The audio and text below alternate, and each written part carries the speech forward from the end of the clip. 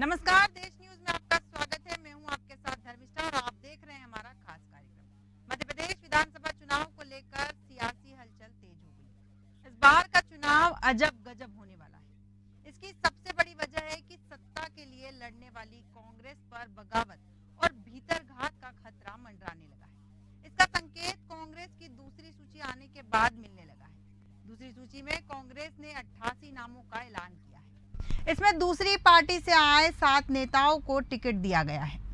इससे कांग्रेस में बगावत और विरोध के स्वर तेज हो गए। जिन दावेदारों के टिकट कटे, उनके समर्थकों ने घोषित उम्मीदवारों के खिलाफ मोर्चा खोल दिया।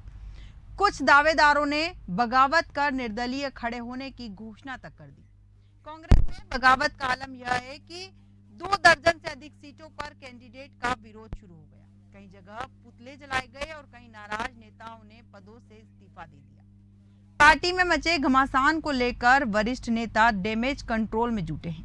आपको बता दें कि कांग्रेस ने अपनी 2 सूचियों के माध्यम से अब तक 229 प्रत्याशियों की घोषणा कर दी है। पार्टी की जब पहली सूची जारी हुई थी तो कार्यकर्ताओं में उत्साह था, लेकिन दूसरी सूची जारी होते ही बगावत और विरोध बढ़ गया। कांग्रेस ने दूसरी सूची में भाजपा छोड़ कांग्रेस में आए दीपक जोशी को देवास जिले की खातेगांव सीट से उम्मीदवार बनाया गया। अभय मिश्रा को रीवा जिले की सेमरिया सीट से प्रत्याशी बनाया। इन दोनों नेताओं ने 2 महीने पहले ही कांग्रेस में वापस की थी। होशंगाबाद सीट से पूर्व विधानसभा अध्यक्ष सीताचरण शर्मा के भाई और पूर्व विधायक गिरजा शंकर शर्मा को टिकट दिया है। कांग्रेस में पहली सूची आने के बाद भी विरोध के स्वर उठे थे, दूसरी सूची आने के बाद भी विरोध के स्वर उठे। इस विषय पर विस्तृत जानकारी के लिए हमारे साथ हमारे एडिटर सूरज पाठक जी जुड़े हुए हैं। सूरज जी नमस्कार। जी सूरज जी, जिस तरह कांग्रेस की पहली सूची आने के बाद विरोध के स्वर उठे थे और दूसरी सूची आने के बाद देखा जा रहा है कि विरोध के स्वर बहुत तेजी से उठे हैं। कमलनाथ के घर के बाहर आपने देखा होगा कि पंगत लगाई गई और विरोध प्रदर्शन किया। दिग्विजय सिंह के सामने भी विरोध प्रदर्शन किया गया है। तो क्या कुछ कहता है यह समीकरण? देखिए धर्मिष्ठा, मध्य प्रदेश विधानसभा चुनाव के लिए कांग्रेस ने केवल एक सीट छोड़ करके अपनी 229 सीटों पर दावेदार उतार दिए हैं। यहाँ एक बात हमें ध्यान रखनी पड़ेगी कि ये जो 229 प्रत्याशी हैं, इन 229 प्रत्याशियों में से ज्यादातर प्रत्याशियों का विरोध हो रहा है। जी। पहली सूची आई, पहली सूची के बाद ही विरोध के स्वर उमड़े, लेकिन जैसे ही दूसरी सूची आई तो दूसरी सूची जारी हो जाने के बाद विरोध के स्वर ज्यादा तेज हो गए और विरोध प्रदर्शन किया गया, पुतले जलाए गए, क्योंकि कई दावेदार जो दावेदारी कर रहे थे, जो तैयारी में थे कि पार्टी उन्हें टिकट देगी और वो कांग्रेस की टिकट पर चुनाव लड़ेंगे जी, उन्हें मैदान में नहीं उतारा गया। उनके टिकट काट करके किसी और को टिकट दे दिया गया। तो उनका और उनके समर्थकों का आक्रोश सड़क पर आ गया है। मुख्य आक्रोश, जैसा कि आपने बताया भी, कि 7 सीटों पर जहां पर आयातित नेता, भारतीय जनता पार्टी से जो नेता आए और आकर के उन्होंने कांग्रेस ज्वाइन किया और उनको टिकट दे दिया गया है, उनका विरोध हो रहा है। क्योंकि वो कार्यकर्ता उस सीट पर जो दावेदारी कर रहे थे, वो पिछले 5 साल से वहां से लगातार अपनी तैयारी कर रहे थे, जनता के बीच जा रहे थे, कांग्रेस की रीति नीति की बात कर रहे थे। बिल्कुल। अब उन्हें दरकिनार कर दिया गया है।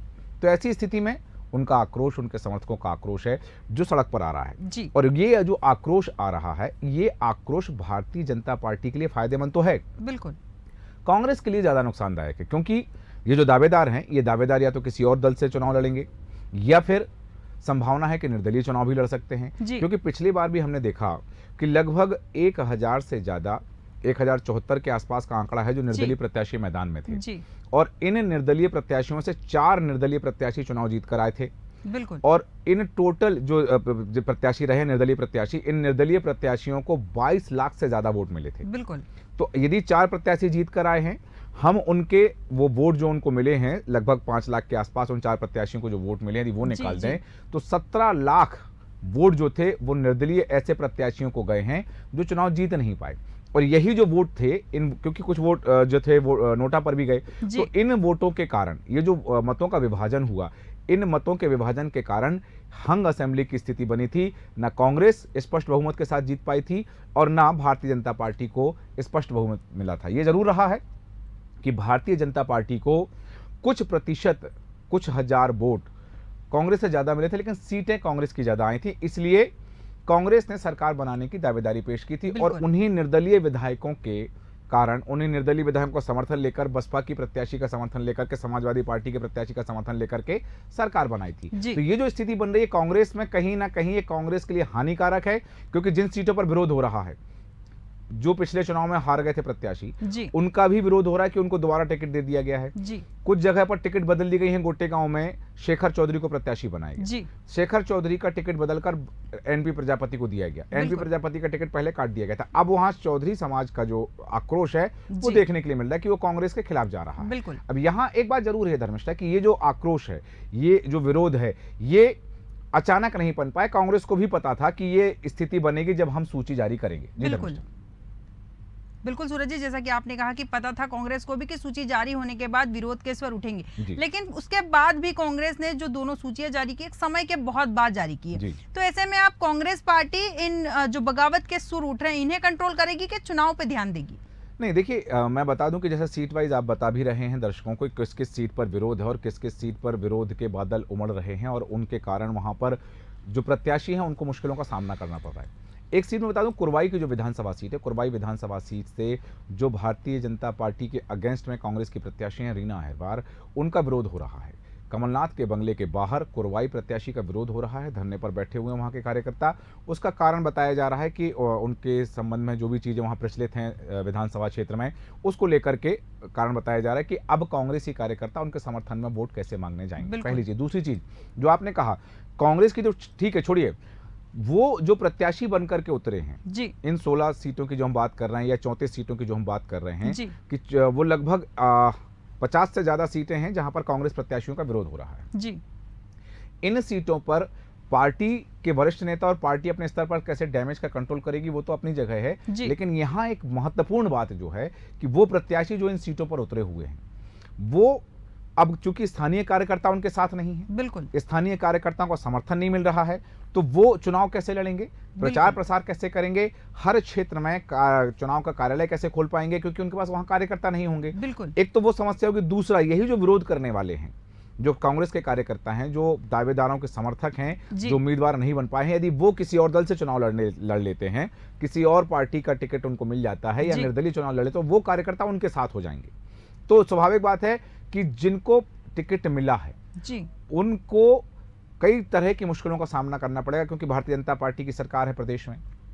सत्ताधारी दल का अपर हैंड हमेशा होता है, ये भी चीज देखी गई है। बिल्कुल। तो अब वो अपर हैंड का मुकाबला करेंगे, एंटी इंकम्बेंसी जो उनके खिलाफ ही है उनका मुकाबला करेंगे, या फिर जो विरोध है उसका मुकाबला करेंगे।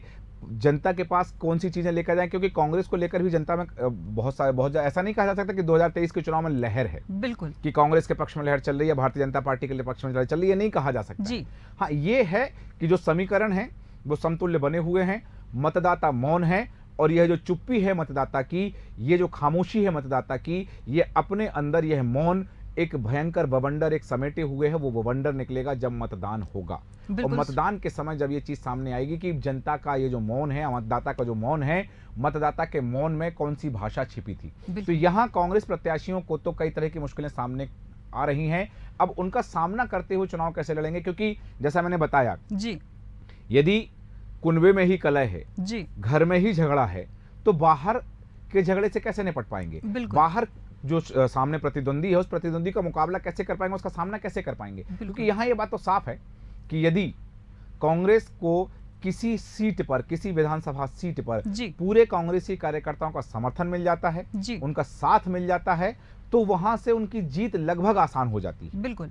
हालांकि सामने कौन सा चेहरा ये भी देखना पड़ता है, लेकिन यहां एक बात है कि वो जीत के लिए आश्वस्त हो जाते हैं, लेकिन जब अपना ही विरोध हो रहा हो, अपने ही विरोध कर रहे हों, तो फिर सामने वाले प्रतिद्वंदी को, वो भारतीय जनता पार्टी के जो वहां प्रत्याशी हैं, उनको मौका मिल जाता है, उनके लिए खुला मैदान हो जाता है कि वो अपनी लड़ाई आराम से लड़ते हैं, जनता तक अपनी बात पहुंचाते हैं, क्योंकि उनके साथ कार्यकर्ताओं का हुजूम होता है, एक भीड़ होती है, पार्टी का वरद हस्त होता है, पार्टी का झंडा होता है, पार्टी का निशान होता है। यहाँ कांग्रेस के प्रत्याशियों के पास पार्टी का झंडा तो होगा, पार्टी का निशान तो होगा, लेकिन पार्टी के कार्यकर्ता नहीं होंगे, पार्टी के समर्थक नहीं होंगे। बिल्कुल सूरज जी, जैसा कि आपने कहा कि पार्टी के प्रत्याशी जिनका नाम घोषित किया गया है, उन्हीं के खिलाफ आक्रोश है, और वो सपोर्ट नहीं कर रहे। बिना सपोर्ट के प्रत्याशी क्या करेगा, ये बड़ा सवाल है। साथ में भी ये भी बड़ा सवाल है कि जिनका टिकट कटा है, वो अगर निर्दलीय लड़ते हैं, किसी और पार्टी से लड़ते हैं, तो वो अपनी ही पार्टी कांग्रेस को कितना नुकसान पहुंचाएंगे। देखिए, ये बात तो मैं आपने जो सवाल पूछा उसका जवाब दूंगा, लेकिन यहाँ एक बात बताना चाहूँगा कि देश न्यूज़ के पास जो रिपोर्ट्स हैं, जी। देश न्यूज़ के जो हमारे साथी हैं, उन्होंने जिस तरह से स्थानीय स्तर पर जाकर के जहाँ-जहाँ विरोध हो रहा है, वो देखा, तो लगभग मैं बता दूँ आपको कि 8 से 12 सीटें हैं ऐसी हैं जहाँ पर कांग्रेस अपने प्रत्याशी बदल सकती है। जिसमें से 6 सीटें तो तय हैं कि जहाँ पर कांग्रेस नामांकन दाखिल करने की आखिरी तारीख से अपने प्रत्याशी बदलेगी, क्योंकि हमने पहली सूची में भी देखा 3 सीटों पर कांग्रेस ने अपने प्रत्याशी बदल दिए थे। और अब देश न्यूज़ ये कह रहा है बिल्कुल स्पष्ट रूप से कि नामांकन दाखिल होने की आखिरी तारीख से पहले कांग्रेस अपने घोषित प्रत्याशियों के नामों में परिवर्तन करेगी, क्योंकि वहां जिस स्तर का विरोध हो रहा है जी। उस विरोध के चलते जो वर्तमान प्रत्याशी हैं, बताया जा रहा है, कयास लगाए जा रहे हैं कि उनकी हार लगभग तय है। इसलिए कांग्रेस को मजबूरी में कुछ प्रत्याशी तो अपने बदलने पड़ेंगे, और उन प्रत्याशियों में से कौन कौन से चेहरे हो सकते हैं और जो वर्तमान में है उनमें से कौन बदला जाएगा और उनकी जगह कौन सा चेहरा आएगा, ये अभी पर्दे के पीछे की कहानी है। लेकिन यहाँ एक बात तो तय है धर्मिष्ठा कि कुछ चेहरे बदलने पड़ेंगे। जैसे हम बात करें कि जैसे कि पवई विधानसभा सीट पर विरोध हो रहा है, मुकेश नायक वहां से प्रत्याशी हैं, तो वहां से बताया जा रहा है कि वहां के कार्यकर्ताओं ने भोपाल कार्यालय आकर के, प्रदेश कार्यालय आकर विरोध किया है जी। सुजालपुर में विरोध हो रहा है कांग्रेस प्रत्याशी का। जहां जहां प्रत्याशी उन्होंने उतारे हैं, जी। कुछ हम मालवांचल की बात करें, हम बात करें महाकौशल की, हम बात करें विंध्य की, तो कई जगह उनका विरोध हो रहा है। बिल्कुल। जो प्रत्याशी उतारे गए हैं, क्योंकि मैं बता दूं मुरली मोरवाल का टिकट काटा गया है, वर्तमान विधायक हैं, उन्होंने साफ चुनौती दी है। सोशल मीडिया पर उन्होंने लिखा है कि अब मैं देखता हूं कि 2023 में कांग्रेस कैसे जीतती है। उन्होंने साफ कहा है कि पार्टी ने मेरे साथ धोखा किया है, मेरे साथ छल किया है। बिल्कुल। तो ये अब उनके समर्थक हैं, उनका अपना एक जनाधार है, इस कारण वो जीत कर आए, लेकिन उनका टिकट काट दिया गया, कारण जो भी रहे हों। हालांकि ये भी बताया जा रहा है कि उनके बेटे के ऊपर जो दुष्कर्म का आरोप लगा है, उसको लेकर के स्थानीय क्षेत्र में, क्षेत्रीय उस विधानसभा में कई तरह की बातें हैं, कई तरह की चर्चाएं, इसलिए पार्टी को लगा कि ये जिताऊ प्रत्याशी नहीं हो सकते, तो उनका टिकट काट दिया गया है। इस कारण से अब वहां दूसरे प्रत्याशी को उतारा गया। लेकिन मुरली मोरवाल के अपने समर्थक हैं, मुरली मोरवाल का अपना एक जनाधार है, जो अब कांग्रेस के हाथों से छिटकता हुआ नजर आ रहा है उस विधानसभा सीट पर। तो ये अलग अलग प्रत्याशी हैं।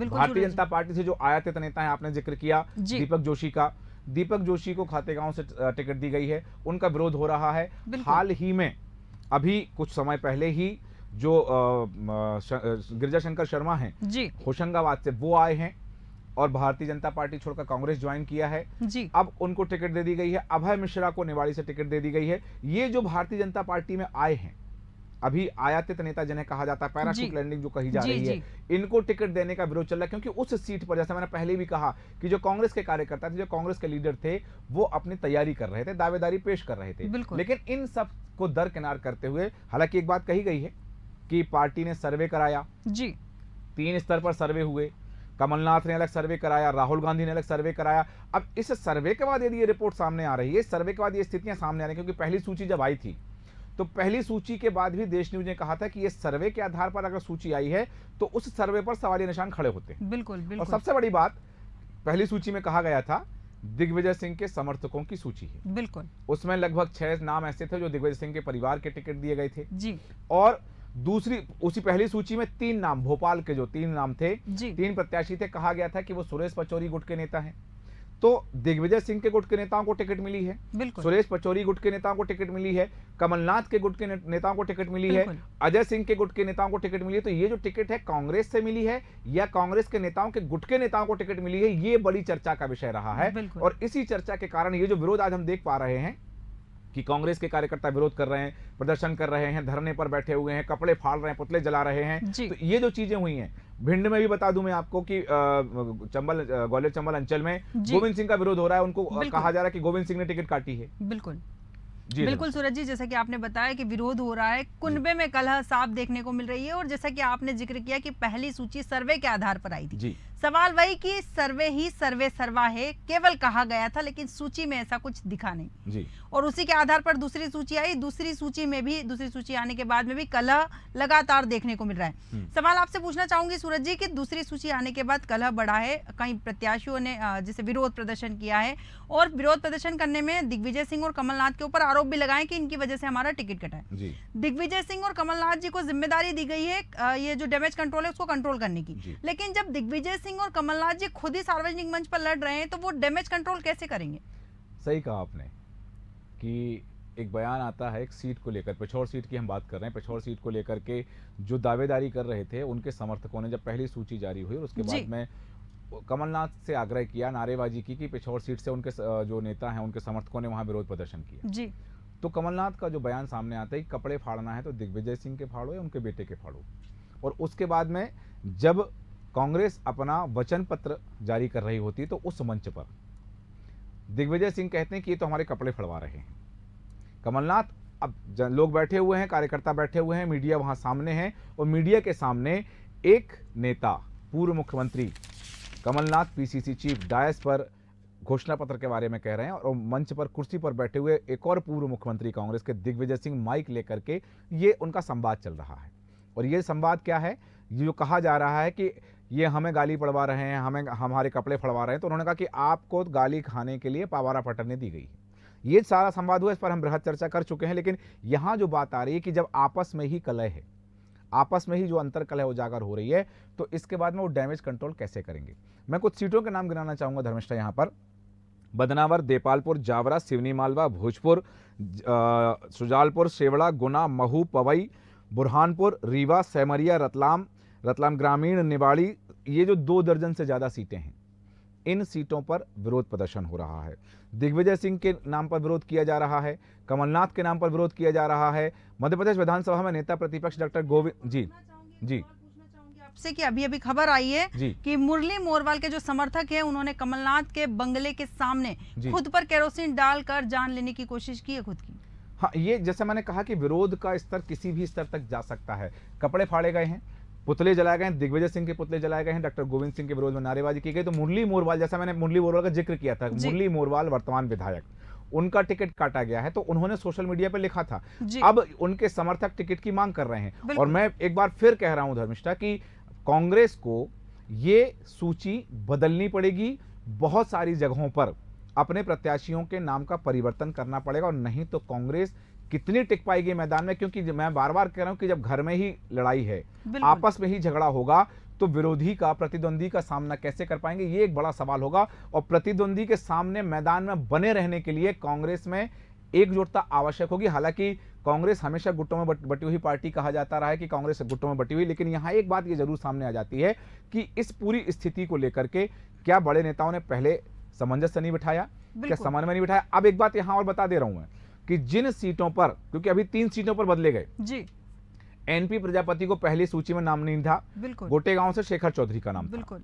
दूसरी सूची आती है, वहां शेखर चौधरी का नाम काट करके वापस जोड़ दिया जाता है एनपी प्रजापति, तो वहां शेखर चौधरी के समर्थक विरोध में उतर आते हैं। अब जब दोबारा सूची आएगी, हालांकि केवल एक नाम बचा है घोषणा करने के लिए, लेकिन वो जो एक नाम की जब सूची आएगी बैतूल जिले की आमला विधानसभा सीट की, तो उसके साथ ही कुछ परिवर्तित नाम आएंगे विधानसभा सीटों के। और उसके बाद में जैसे ही मैं उदाहरण दूं किसी का भी कि जिसके नाम की घोषणा हो गई, उसके समर्थकों ने पटाखे जला लिए, ढोल बजा लिए, नगाड़े बजा लिए और डांस करने लगे, खुशियां हो गई कि हमारे नेताजी को टिकट मिल गई।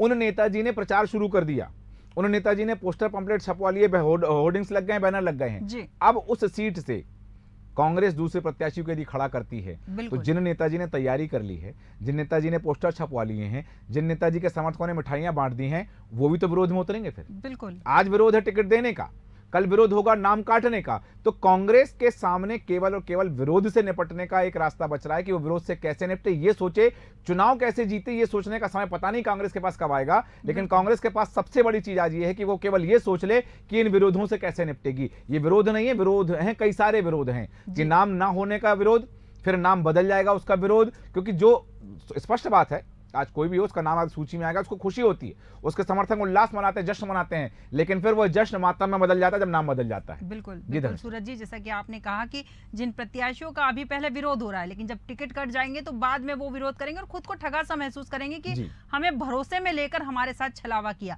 फिर वो विरोध प्रदर्शन करेंगे। तो क्या कांग्रेस बार बार यही करती रहेगी कि टिकट बदलती रहेगी?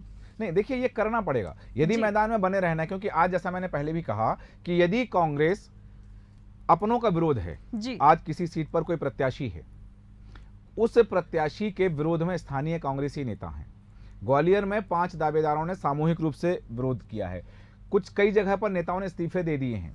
मध्य प्रदेश महिला कांग्रेस की उपाध्यक्ष ने इस्तीफा दे दिया है, सारे पदों से त्यागपत्र दे दिया है। कई बुरहानपुर में जो 2018 में निर्दलीय प्रत्याशी के रूप में जिन्होंने जीत हासिल की थी, सुरेंद्र सिंह शेरा, उनका टिकट कांग्रेस ने दिया है। अर्चना चिटनिस से उनकी फाइट रही है, लेकिन अर्चना चिटनिस को हरा करके वो जीते और इस बार कांग्रेस ने टिकट दे दिया। तो वहां जो कांग्रेस के कार्यकर्ता हैं वो खुद को ठगा हुआ महसूस कर रहे हैं, वहां उनका विरोध किया जा रहा है। तो आज उनका विरोध वहां पर हो रहा है। तो वो कांग्रेसी कार्यकर्ता जो 5 साल से तैयारी कर रहे थे कि अगले विधानसभा चुनाव में मुझे टिकट मिलेगी, मैं दावेदारी पेश करूंगा, उन्होंने अपनी जमीन तैयार करके रखी है। अब वो जमीन कितनी मजबूत है, जीतेंगे हारेंगे ये बात का परिणाम है, लेकिन चुनाव लड़ने के लिए उन्होंने जमीन तैयार करके रखी थी। मैं कुछ बिना नाम लिए बताना चाहूंगा कि पिछले 4 सालों से कई क्षेत्रों में जो प्रत्याशी अपनी तैयारी कर रहे थे जनता के बीच जाने की, जनता को वहां की आम जनता को तीर्थ यात्रा कराने की, अलग अलग क्षेत्रों में ट्रेन से भेजने की, उनकी समस्याएं सुलझाने की, कैंप लगा करके अपने घर में उनको बुला करके समस्याएं समाधान कराने की, ये जो चीजें थी ये तैयारी कर रहे थे वो उम्मीदवार, वो दावेदार जो उम्मीदवार बनना चाह रहे थे। लेकिन यदि वो उम्मीदवार नहीं बने तो वही जनता, क्योंकि जिस जनता से उन्होंने कहा था कि जब मैं विधायक बन जाऊंगा तो तुम्हारी ये समस्या दूर कर दूंगा, बिल्कुल, अब उस जनता के सामने वो क्या मुंह लेकर जाएंगे? क्योंकि वो विधायक बने ना बने वो तो ठीक है, लेकिन प्रत्याशी भी नहीं बन पाए वो तो। तो ऐसी स्थिति में वो खुद को ठगा हुआ महसूस कर रहे हैं, खुद के साथ छल हुआ महसूस कर रहे हैं। तो स्वाभाविक सी बात है। एक सवाल और उठता है कि जैसे कि आपने कहा कि वो जो प्रत्याशी है जिसने अपने क्षेत्र में तैयारी की, उसने जनता को वहां की अपनी तरफ करने की पूरी कोशिश करी, साधने की पूरी कोशिश करी, ऐसे में उसको प्रत्याशी नहीं बनाया गया। लेकिन अगर वो किसी और पार्टी से टिकट पे चुनाव लड़ता है या निर्दलीय भी लड़ता है तो वहां की जनता का पूरा समर्थन तो उनके साथ ही होगा। उन्होंने अपनी जमीन तैयार की है 5 साल, वो जनता के बीच गए हैं। मैंने स्पष्ट कहा कि नाम नहीं लूंगा मैं उन प्रत्याशियों का, लेकिन यहाँ एक बात साफ हो गई है कि उन्होंने 5 साल तैयारी की है, वो जनता के बीच गए हैं, जनता के सुख दुख सुने हैं, उन्होंने जनता की तकलीफें दूर करने की कोशिश की है। हालांकि स्थानीय विधायक वो रहे हैं, नहीं रहे हैं, दूसरे दल का रहा है, वो अलग विषय है, लेकिन वो स्थानीय नेता, स्थानीय जनसेवक बन के जनता के सामने रहे। तो यदि उनको टिकट नहीं मिला है, हाँ, यदि वो निर्दलीय चुनाव लड़ जाते हैं किसी दूसरे दल से, क्योंकि आज मध्य प्रदेश में केवल भारतीय जनता पार्टी और कांग्रेस के बीच चुनाव नहीं हो रहा है। मध्य प्रदेश में ठीक है 2 दलीय व्यवस्था है, लेकिन अब चुनाव बहुदलीय व्यवस्था के अंतर्गत हो रहा है। आम आदमी पार्टी ने अपने कई सारे प्रत्याशी उतार दिए हैं, बहुजन समाज पार्टी ने कई सारे प्रत्याशी उतार दिए हैं, समाजवादी पार्टी चुनाव लड़ रही है, जयश चुनाव लड़ रही है, गौड़वाना गणतंत्र पार्टी चुनाव लड़ रही है, और नारायण त्रिपाठी ने जो विंध्य पार्टी बनाई है, विंध्य क्षेत्र में अपनी पार्टी बनाई है, उसके तहत वो चुनाव लड़े जा रहे हैं। यही नहीं, संयुक्त क्रांति मोर्चा जो है वो भी चुनाव लड़ रहा है। तो कई पार्टियां हैं जो चुनाव लड़ रही हैं। तो अब ये जो नाराज नेता हैं जिनको कांग्रेस से टिकट नहीं मिला है, इनके लिए सपा के दरवाजे खुले हैं, बसपा के दरवाजे खुले हैं, आम आदमी पार्टी के दरवाजे खुले हैं, गौड़वाना गणतंत्र पार्टी के दरवाजे खुले हैं, और अन्य राजनीतिक दलों के दरवाजे खुले हैं। और नहीं तो ये निर्दलीय प्रत्याशी के रूप में चुनाव तो लड़ ही सकते हैं, इनको कोई रोक नहीं सकता है। तो ये यदि जाते हैं तो जनता का समर्थन इनको मिलेगा, क्योंकि जिनकी तकलीफें दूर की हैं, जिनके साथ जुड़ा उतना तो मिलेगा। अब उतने समर्थन से जीत पाते नहीं जीत पाते वो अलग विषय है, लेकिन पार्टी का झंडा नहीं होगा, पार्टी का चुनाव चिन्ह नहीं होगा इनके पास कांग्रेस का, लेकिन जनता के बीच में यदि इन्होंने जनाधार तैयार किया है अपना 5 साल के लिए, तो ये वो जनाधार तो इनके साथ होगा, और वो कांग्रेस के लिए नुकसानदायक होगा, क्योंकि वो वोटर कांग्रेस के वोटर हैं, वो परंपरागत वोटर हैं, जो अब उस निर्दलीय या अन्य पार्टी में खड़े हुए प्रत्याशी को वोट दे देंगे। तो कांग्रेस को तो नुकसान होगा, लेकिन वो कितना जीत पाते हैं, क्या उनकी जीत सुनिश्चित होती है, ये भी अभी तय नहीं है, क्योंकि उन्होंने जो जनाधार तय किया है वो जीत के लायक है या नहीं है, उनकी तैयारी कितनी है, या फिर केवल और केवल अपनी बातों के दम पर वो दावेदारी कर रहे थे। यदि आज एक बात और हो जाएगी, मैं बता दूं आपको धर्मिष्ठा जी, कि कुछ सीटों पर यदि प्रत्याशी बदले जाते हैं तो कांग्रेस के द्वारा, वरिष्ठ नेताओं के द्वारा उनको चुनौती होगी कि वो सीट उनको जीतना ही है, वो सीट उनको निकालनी पड़ेगी। क्योंकि यदि वो उस सीट को नहीं निकाल पाए, उस सीट पर वो जीत हासिल नहीं कर पाए, तो जो प्रत्याशी की पहले घोषणा की गई उसका नाम बदल दिया जाएगा यदि, तो उसके लिए एक तंज होगा, एक ताना रहेगा कि यदि मैं होता तो जीत जाता। बिल्कुल, ये बात पार्टी के सामने, वरिष्ठ नेताओं के सामने वो कहने के लिए हमेशा उसके लिए रहेगी। इसलिए यदि नाम बदले जाते हैं तो जो नए प्रत्याशी होंगे, जो नए चेहरे होंगे, उनके लिए सबसे बड़ी चुनौती होगी कि वो हर हालत पर उनको जीत हासिल करनी पड़ेगी। यदि हार गए तो संभवता है कि अगले चुनाव में फिर उनको प्रत्याशी नहीं बनाया जाए। बिल्कुल बिल्कुल सूरज जी, जैसा कि आपने कहा है कि उनके लिए चुनौती होगी। एक सवाल और हम आपसे करना चाहेंगे कि कांग्रेस की जो तीसरी सूची आने वाली है, अभी तक कयास लगाए जाते हैं उसमें केवल एक नाम होगा, जैसा कि अभी आपने कहा कि कुछ नाम बदले जा सकते हैं, तो तीसरी सूची कांग्रेस की जो होने वाली है वो चौंकाने वाली होगी, और चौंकाने वाली होगी कांग्रेस के उन प्रत्याशियों को जिनका टिकट कटने वाला है। हाँ, ये जरूर है कि कुछ ना कुछ तो इसमें फेरबदल होगा, क्योंकि यदि कांग्रेस को चुनाव में बने रहना है जी, मैं ये नहीं कह रहा हूं कि उनको सरकार बनानी है जी, मैं कह रहा हूं कि यदि उनको चुनाव में बने रहना है तो ये फेरबदल करना पड़ेगा, क्योंकि यदि ऐसा नहीं किया तो जिस स्तर पर विरोध हो रहा है, जितनी सीटों पर विरोध हो रहा है, उतनी सीटें कांग्रेस के हाथ से यदि चली जाती हैं तो कांग्रेस चुनाव में कहां होगी, ये कांग्रेस को खुद सोचना पड़ेगा, कांग्रेस के शीर्षस्थ नेतृत्व को सोचना पड़ेगा, आला कमान हाई कमान जिसे कहते हैं उनको सोचना पड़ेगा कि ये जो सीटों का बंटवारा किया गया है, ये जो सीटें बांटी गई हैं, प्रत्याशी घोषित किए हैं, किस आधार पर किए हैं। जी, क्योंकि यदि सर्वे हुआ है तो सर्वे में ये बात भी सामने आएगी, हाँ ठीक है, ये बात कांग्रेस के द्वारा कही जाती है कि 230 विधानसभा सीट के लिए 4000 से ज्यादा आवेदन हमारे पास आए थे। अब सभी 4000 लोगों को तो प्रत्याशी नहीं बना सकते, बिल्कुल, लेकिन सभी 4000 लोगों को नहीं बना सकते हैं। यदि एक सीट से 10 आवेदन आए हैं तो 10 लोगों को बिठा लिया जाता, बिल्कुल, यदि 10 लोगों को बिठा करके उन 10 से ही राय ले ली जाती कि किसी एक को प्रत्याशी बनाना तय कर दो, और उसके बाद यदि वो 9 लोग किसी एक को समर्थन दे देते और उसके साथ खड़े हो जाते तो शायद वहां से कांग्रेस की सीट पक्की हो जाती, वहां से जीत पक्की हो जाती। लेकिन अब वो बाकी 9 लोग विरोध में हैं।